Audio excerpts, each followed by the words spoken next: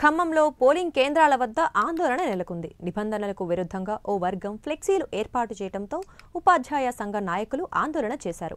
దీంతో ఎన్నికల అధికారులు జోక్యం చేసుకుని ఫ్లెక్సీలు తొలగించాలని ఆదేశాలు జారీ చేశారు. నాయకులకు నచ్చజెప్పి ఫ్లెక్సీలు తొలగించారు. ఉపాధ్యాయ సంఘాలు అధికారుల మధ్య స్వల్ప వాగ్వాదం చోటు చేసుకుంది.